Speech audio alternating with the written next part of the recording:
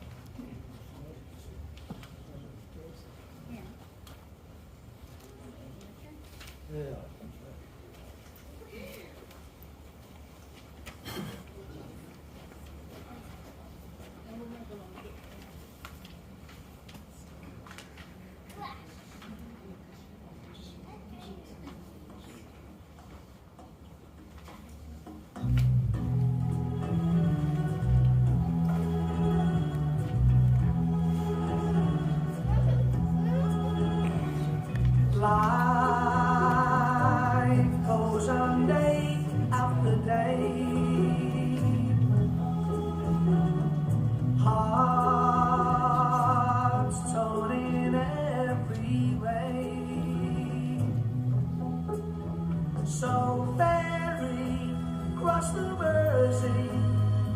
'cause this land's the place I love, and here I'll stay.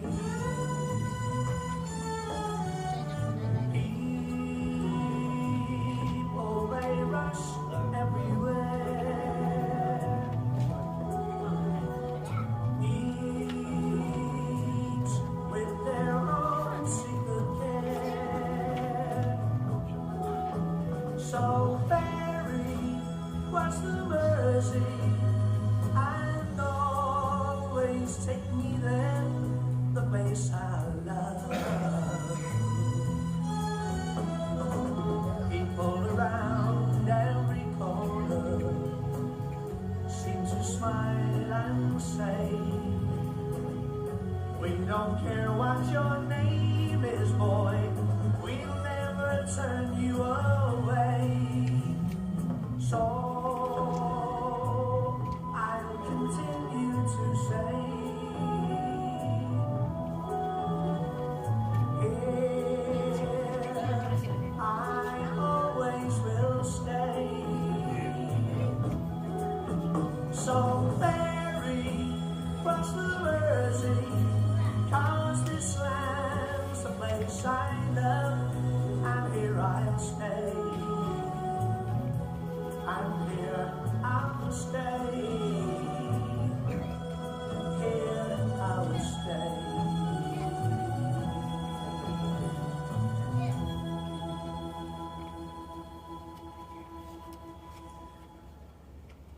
I'm standing by the seashore.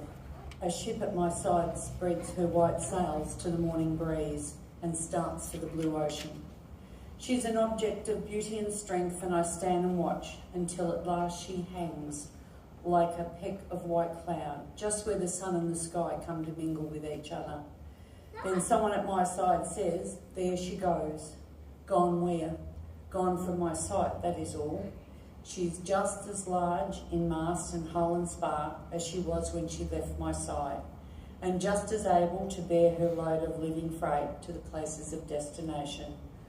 Her diminished size is in me, not in her, and just at that moment when somebody at my side says, there she goes, there are other eyes watching her come, and other voices ready to take up the glad shout, here she comes.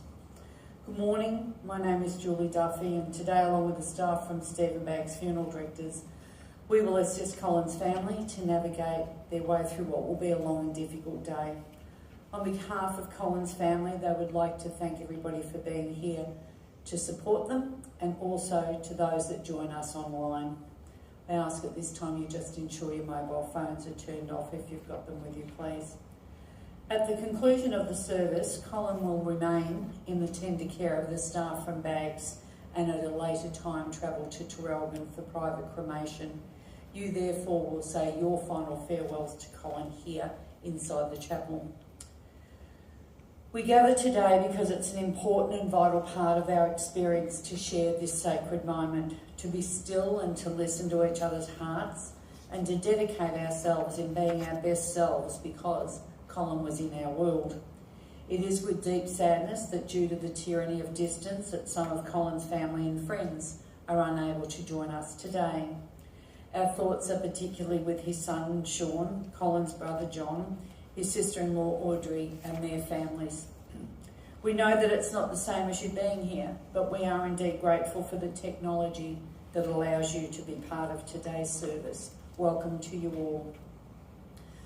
During this service, a little bit later on, there will be the opportunity for anybody here to come forward and share a story or a memory of your time with Colin. Please consider doing so, as it will add to the fabric of Colin's life story. The family would like you to know that any offerings or donations that are made today will be donated to the Heart Foundation. There are envelopes available on the desk as you leave the chapel. As some of you may know, Colin suffered from a heart disorder for a period of time in his midlife. With the wonders of modern research and medical interventions, he was able to have corrective surgery and enjoyed many more years walking in his loved bushland and living a little remote in Glen Allerdale. The donations will assist the good folk at the Heart Foundation to continue their good work. Following the service here, you're all invited to join Sarah and her children at the local RSL located on the highway for light refreshments. We might be saying our goodbyes to Colin today, but we're also celebrating our joy in having known and loved him. And we give thanks to him for all that he was and all that he gave. In his name and in his honour, we name his family and descendants. His two children, Sean and Sarah, and daughter-in-law Emma. And he was a loving granddad. Two separate words, grand being his hallmark for each of you. Emma, Tyler, Neo, Nate, Louis, Jessica, Isabel and Thomas. There is something special about being from a rural or remote town like in Gippsland. We get to know our neighbours and they us. And in general, we look after each other. Colin's children would like me to thank on their behalf Sharon and Lewis Pendergast for taking their dad under your wing, for making him a big part of your family. Thank you for taking care of their dad and for providing him with a safe place and for the company and the conversations that you shared with him. He loved you all. And to Cal and Jan, thank you for the time that you shared with Colin and for your generosity in adopting Kitty Cat. It helps to know that she's gone to such a good family. And to Nick, thank you for taking a huge responsibility from both Colin and Sarah. It was greatly appreciated. You were all very important to Colin. Arthur Colin Anderson was born on Monday the 23rd of April 1951 at Birkenhead in England. He was the youngest son of a family of three boys, born to Arthur Patrick Anderson and Jane Rachel Nee Stockwell. He joined two older brothers, Michael and John. Arthur was always known as Colin.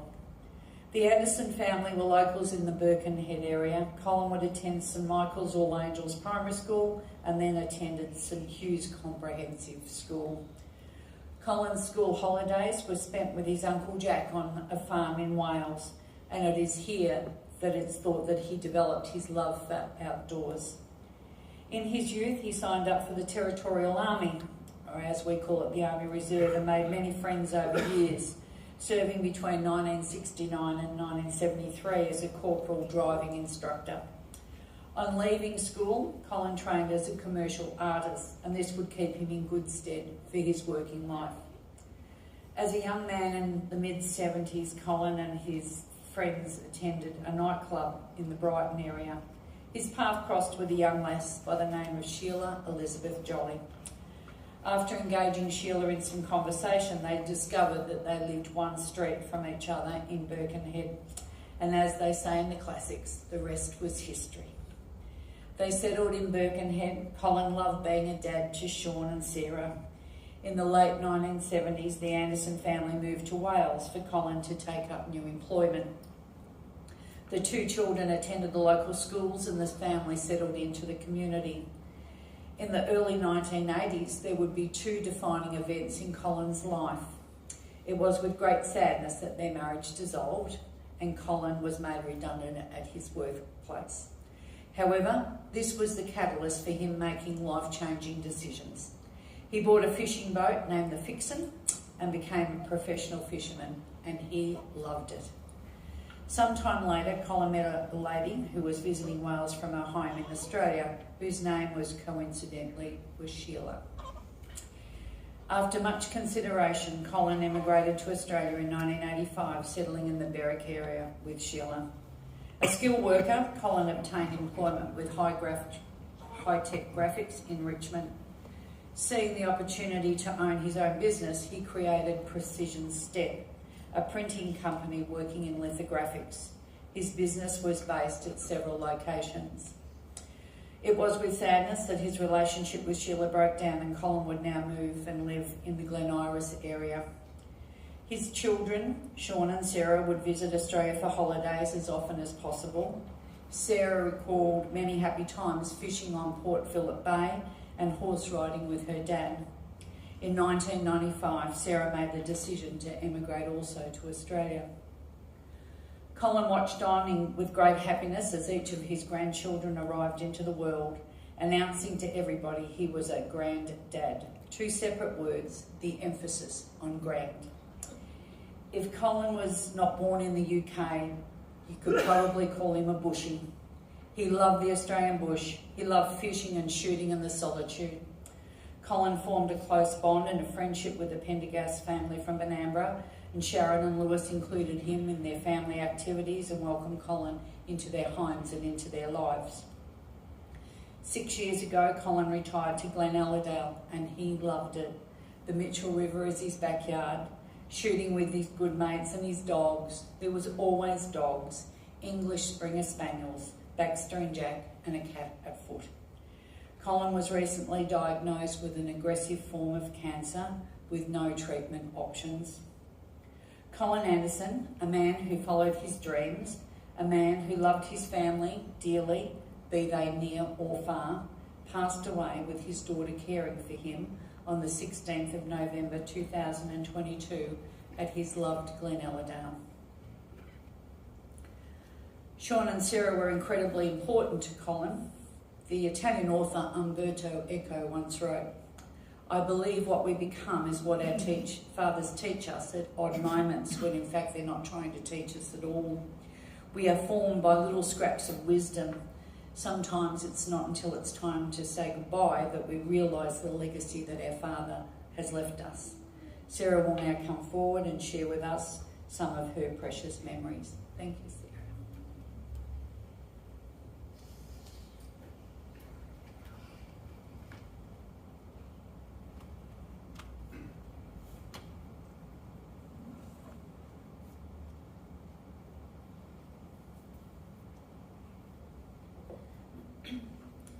In 2019, I was fortunate enough to be able to visit Llanbedr, a pretty little village just outside of Harlech in North Wales, and also the place where my dad's passion for the great outdoors grew and the place where his mother came from.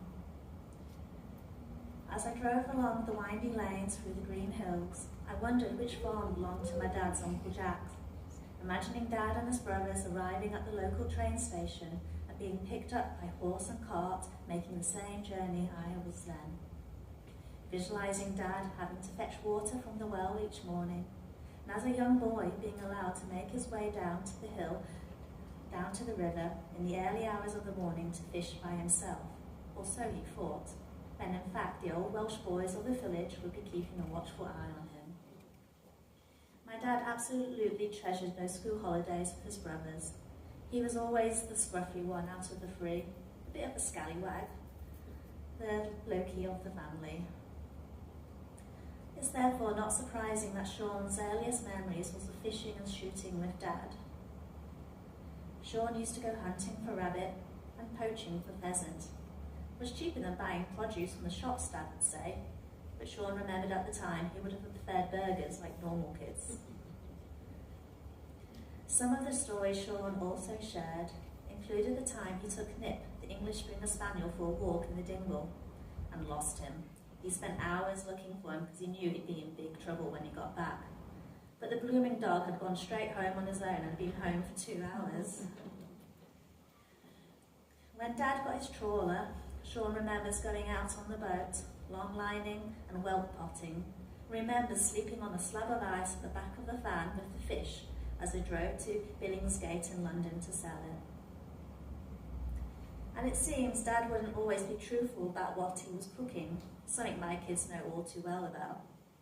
Sean said there was this time everyone thought they were sharing a nice chicken tea together, but just before everyone finished, Dad told everyone it was actually Congo eel. Sean said he couldn't finish it. Other stories shared was a time Dad was out in the trawler off Holyhead and he started sinking.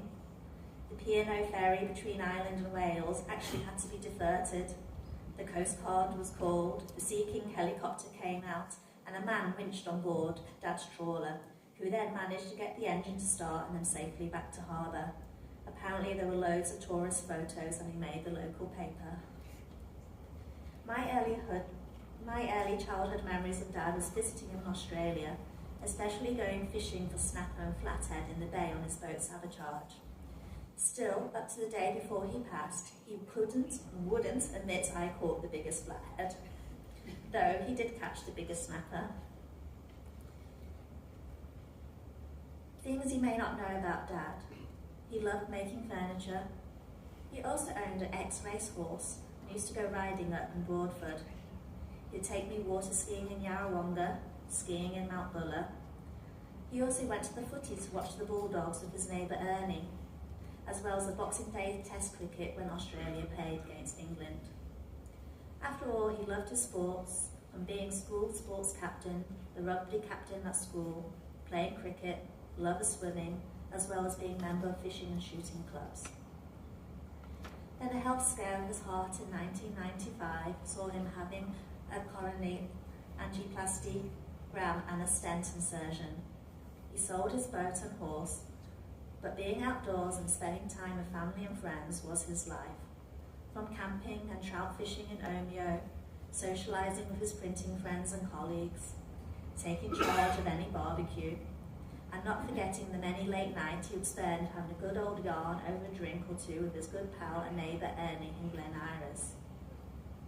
Then around 2015, Dad had another health scare, but a second stent insertion gave him a new lease of life and ability to enjoy his retirement and active life in Bairnsdale, and this was the place he wanted to be in those final days of his life. Dad was a stubborn bugger at times, set in his ways, a perfectionist even, but he was a sentimental soul. Following his death, I found that Dad had kept all the letters, cards, pictures Sean and I wrote to him as kids. The many birthday cards, photos and updates from Auntie Audrey and Auntie Jackie about the family in the UK, and many more correspondence, newspaper cuttings I'm yet to go through. Dad was also a bit of a softie. He loved his animals, his love for English Springer Spaniels, and his own English Springer Spaniels, Nip, Taffy, Tess and Jack. His chickens, especially his pride and joy Arthur the cockerel. He also adopted animals such as Joey the one-legged magpie, Baxter the Brittany Spaniel, TJ the calf, and not forgetting Pussycat. He also adored his grandkids, hearing stories of Sean and family and their love of the great outdoors, taking Thomas, rabbit shooting at night in the Land Rover and spotlights, and teaching the girls how to cook, dare I say fart. He left his legacy of how to cook roast lamb with Isabel and how to cook apple crumble with Jessica. An unknown fact by most was that he also had one of his own recipes published in a cookbook, Field to Fork, recently, the slow-cooked smoked hare and bacon. There are so many stories I could share, and also so many stories I'm yet to hear, and I look forward to those stories being shared over the days and years. Dad loved his time in Bairnsdale and up in Benambra and the shearing sheds. I completely understand why he has chosen the rolling hills at Benambra to be his final resting place. Like those early days in Wales, he'll be in a place he felt he belonged, and surrounded by community he loved, and he'll never let us walk alone, and will forever be in our hearts and our minds. Thank you.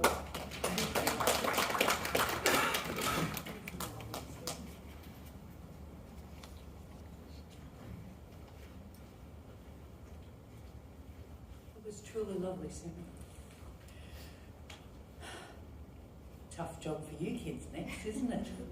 One of the roles that a granddad plays without realising it is that they assist their children's children in finding their identities and to integrate them into our community. The special relationship between granddads and a grandchild is something truly special. Through this relationship, children learn their lineage, their history, and many values and skills. The sharing of generational wisdom is priceless. Granddads are the voices of the past and the role models of the present. In the past week, 2 of Colin's granddaughters, Jessica and Isabel, have sat quietly and thought of the times that they shared with their granddad and put pen to paper. I now ask his 3 grandchildren to come forward and share some stories with us.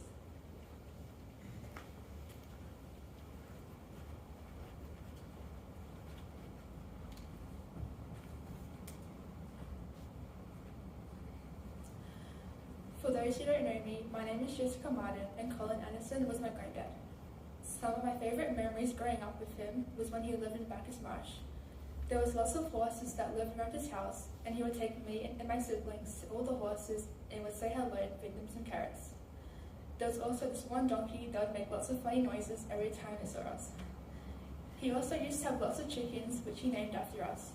I remember one night when we were staying over at his house, younger me was horrified to find out that Granddad had made chicken pie out of a rooster that was named after my brother, and that a fox had eaten a chicken named after my sister. My granddad loved to hunt. At his old house, he used to shoot foxes, and he would hang the tails up on his fence to scare them away from getting his chickens. Younger me, who loved all animals, was mortified by that. But looking back now, it was a very common thing to do, if that makes sense. He would also try to convince me to go hunting with him, but I never would. I had a pet rabbit back home, and shooting rabbits felt like a betrayal to my bunny back at home. This also applied to eating rabbit, so my granddad used to make this pie called chicken wink wink. Obviously, me being young, I didn't correlate that wink wink actually meant rabbit. My granddad deeply cared for his friends and family. As most of my family lives overseas, I felt especially close to him. He was very protective over us. At his old house in Bairnsdale, he used to have this cookie jar. Every time he visited, it would be full of chocolates. I remember when we were all sitting in his living room by the fire, he would say, "Who wants some chocolates?" And it would be a race between me and my siblings to be first in line to get first dibs. He would then proceed to ask us if we had been kissing any boys and make sure there was no boy germs on us. Because my brother was so young at the time, he would always say yes to kissing girls, and it would always make everyone laugh and make Granddad very proud. One memory that makes me laugh was when me and some people from my class was doing the Great Victorian Bike Ride. Luckily, the route we had to ride went quite literally past his house, so when we rode up past his driveway, my granddad was there waiting for us with some cola cans ready for me as a treat. There was one boy from my class that was also there, and I remember he asked my granddad for a can, and Granddad just completely ignored him just because he was a boy. Just after my classmate got rejected from a can of Coke, an older man who was also participating in the bike ride yelled out to me, "Don't talk to strange men." And I had to yell back, "Here's my granddad." Looking back, it's quite funny and never fails to make me giggle. Aside from my parents, he was one of the only few people who has known me for my whole life. It's surreal to think that he'll no longer be here with us, but it's nice to think that he's watching over us. I remember just before I found out about his passing, me and my siblings were out eating dinner with my dad. On the way home, there was this really beautiful sunset. I took a picture of it because it's so pretty with lots of vibrant reds and oranges. I don't normally see many sunsets, so it was a really special thing for me to document. When I got home, my mum told me the news and I was devastated. But looking back, it was nice to think that the sunset was my granddad's way of saying he was still here with us. And because of that, in the sunsets I see, I'll be reminded of him. Another moment that happened was on Sunday night. We were driving up to his house to prepare for the funeral today and to look over old photos he had stored in his house. For the whole drive up his driveway, there were so many butterflies everywhere. Pure coincidence or not, it was a really beautiful moment to drive up his driveway towards his house surrounded by so many butterflies. It really felt like he was here with us. Out of all the many times we've been to his house, nothing like that has ever happened, and it was really a beautiful and special moment for me and my family.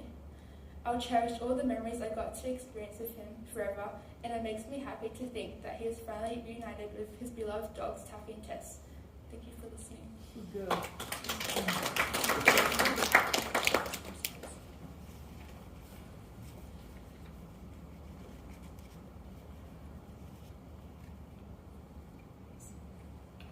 I would like to start off by saying thank you, Granddad, for all the love you gave me growing up. You filled my life with joy and adventure that I will never forget. You taught me so many life lessons that have helped me through my life, and they will continue to help me as I grow older. I will never forget all the memories we had together, all the laughs and smiles we shared. You made my childhood unforgettable, and I am forever grateful for that. I wish I could have been there with you at your last moments. If I had known how little time left we had together, I would have done everything I could to come be with you. Even though I am very much heartbroken about your death, I know that you're in a better place and you're not suffering anymore.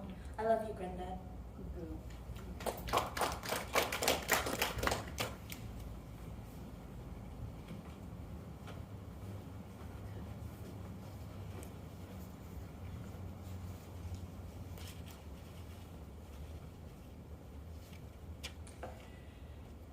And from Colin's granddaughter Emma Anderson from Liverpool in England.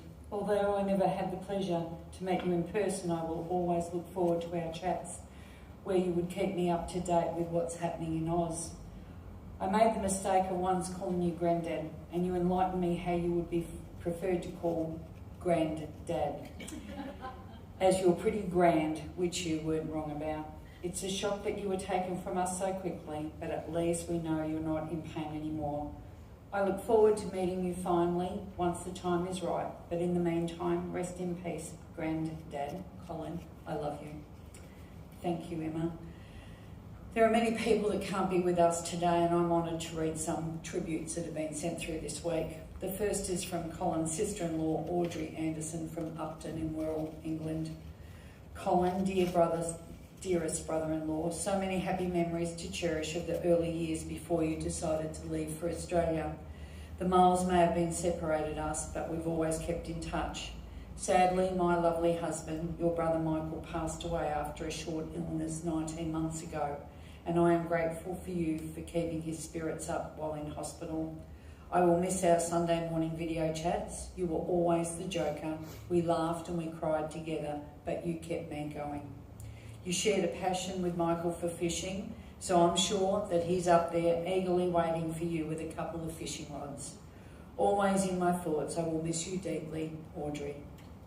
And from her children, rest in peace, Uncle Colin, from Ian, Nicola, Sophia and Emily. And from Colin's lifelong friend, Wally Stanley from Westall in Wirral, England. A final farewell to a dear old friend who I lost touch with in 1979 and spent many years trying to track him down. I finally caught up with him in 2017 and was so happy. In those early days of the 70s, we had great times, clubbing at the Golden Guinea in New Brighton, deep sea fishing trips in Liverpool Bay and Anglesey and the Territorial Army, meeting our wives Jane and Sheila and Sean being born. I shed a few tears on the news from Sean, so for the last time, goodbye my friend, rest in peace, God bless you, Wally.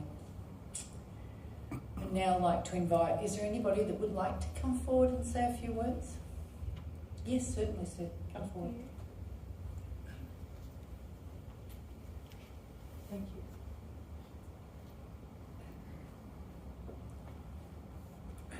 Hi, my name's Rex. I met Colin some probably 15 years ago at a hunting expo, and typical Colin, there was a huge hall full of people all trying to eat from about 5 tables, and I walked into the hall with a cup of coffee in my hand and looking around, and Colin's at the back of the room on a table on his own. I went up, sat next to him, and it was just amazing, the parallels in life. We sat and talked. He was a graphic artist, and I was a graphic designer. He worked in the printing industry, so did I. He worked in lithography, as I did. I formed a company in 1971. I sold that in 81, and he worked for that company in 83.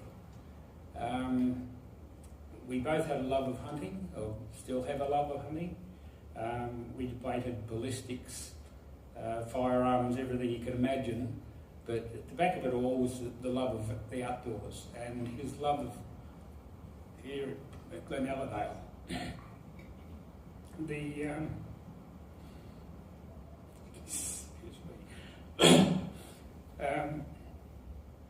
He talked often of the family at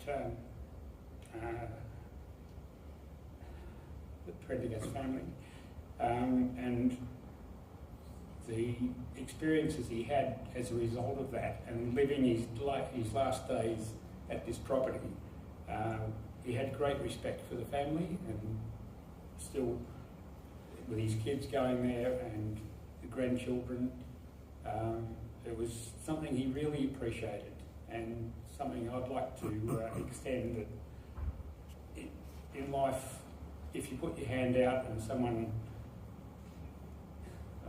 it's a bit hard to say, he put his hand out to so many people, to help them, to share his experiences with his family and his kids and his friends.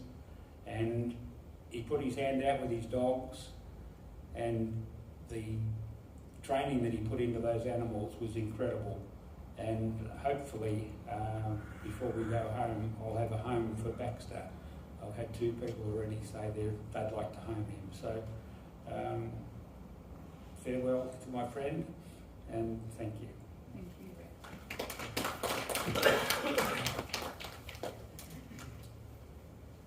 Is there anybody else? Thank you.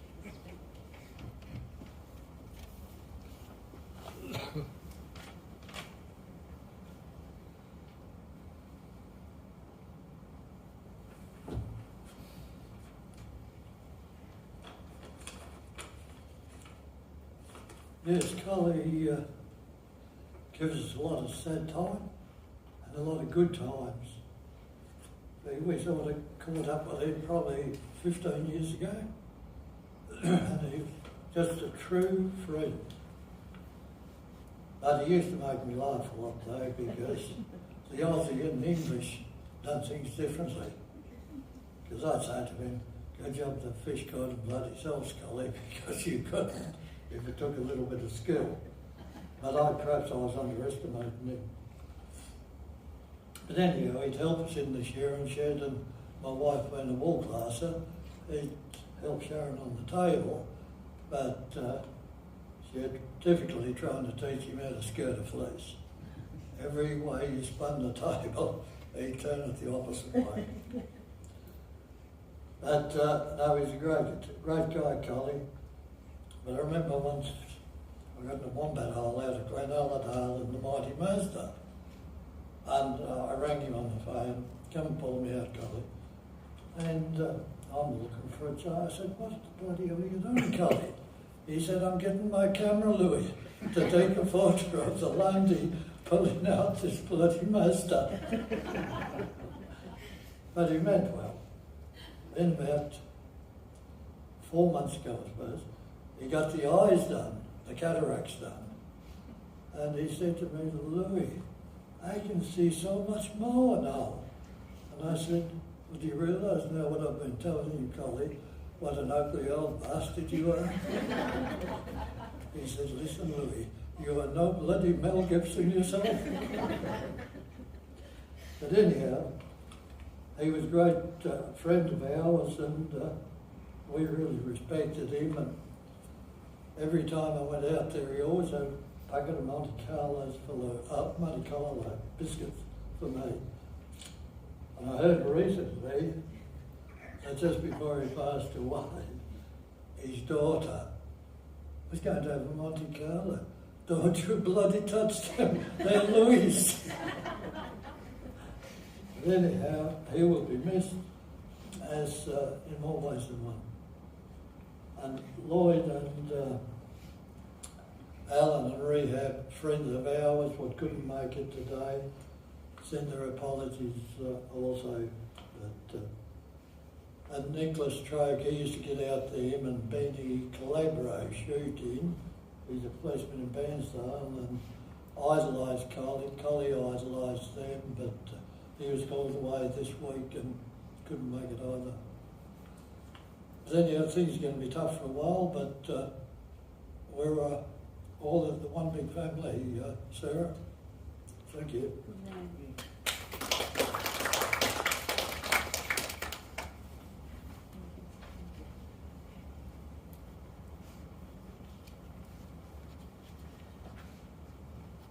No one else?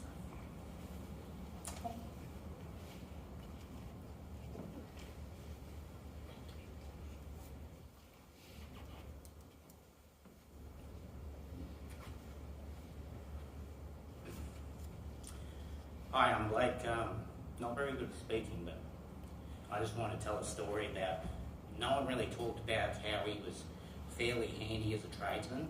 Like, he used to fix all this stuff, but every now and then he would get me out to give him a hand, and vice versa. I'd get him over to my place if I needed a hand too. So, but he loved his Land Rovers. I think that's just I think it's a British thing, I'm not sure. But Anyway, every now and then they'd break down, maybe more often than some.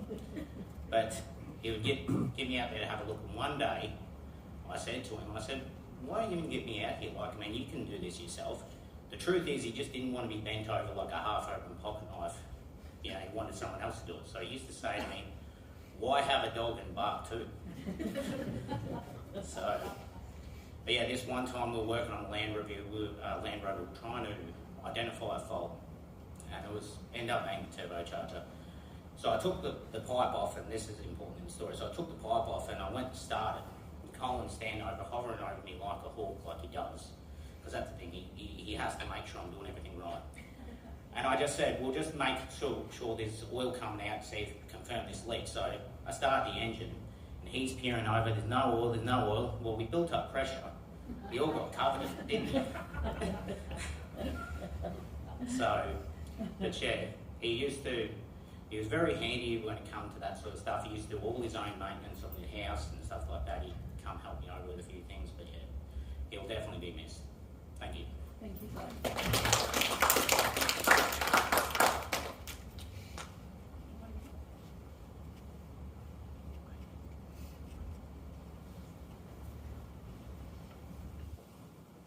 How nice was that? Sometimes in life we need to take a moment to ourselves to reflect and remember. Photographs and music stimulate remembrance. Today's music is from Colin's birthplace. Please spend the next couple of minutes in quiet reflection and remember the good times that only you and he shared whilst watching some moments frozen in time in photography. Enjoy a stroll down memory lane. Thank you.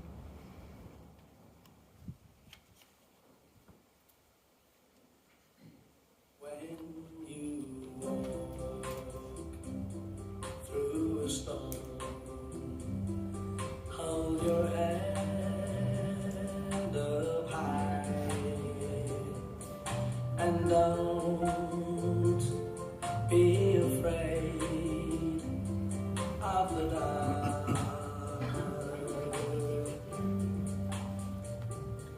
At the end of the storm, there's a golden sky and the sweet silver song of the bird.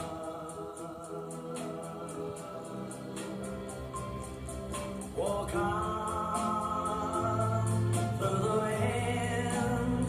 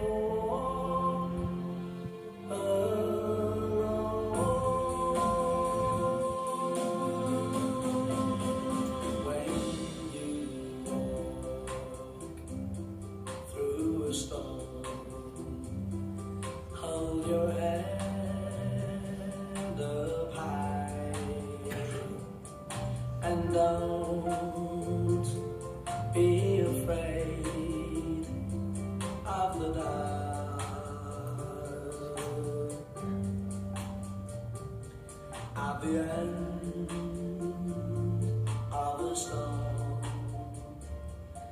there's a golden sky and the sweet silver song of love.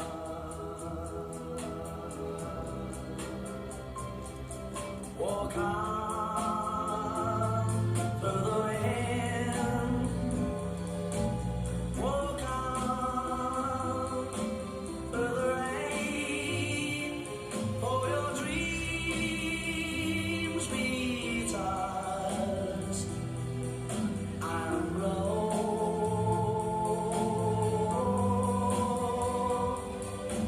Walk on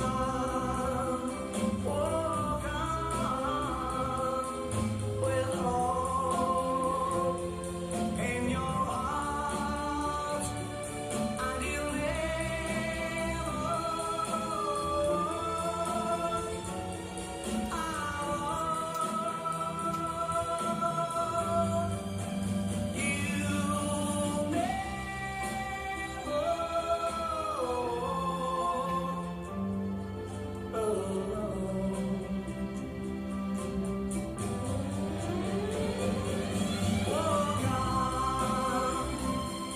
walk on with hope in your heart, and you'll never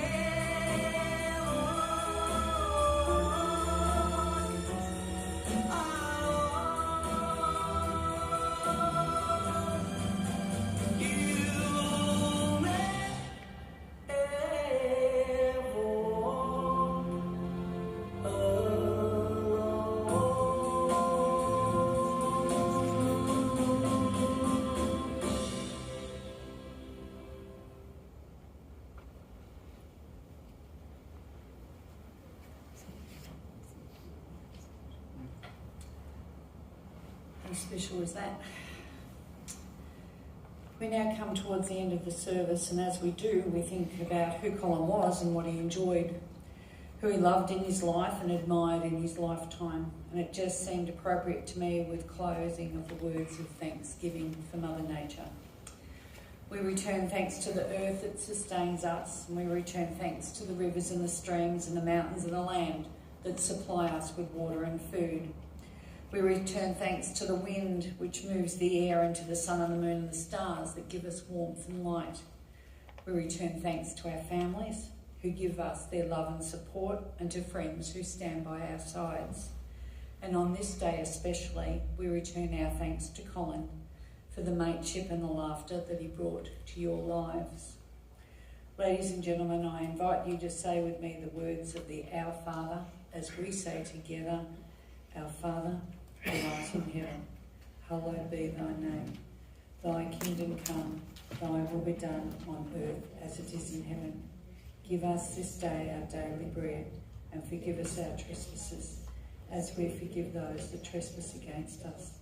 And lead us not into temptation, but deliver us from evil. For thine is the kingdom, the power and the glory, forever and ever. Amen. Well, Colin, the blessings, the difficulties, the joys and the challenges, the work, the love, the giving and the receiving have all run their course. Your work is now finished. You have run your race, finished your course and left your mark. Your life creations continue in the generation that follows you and your grandchildren. They are the living memorial that is left in the hearts of those who knew and loved you. Could I ask the congregation to please stand?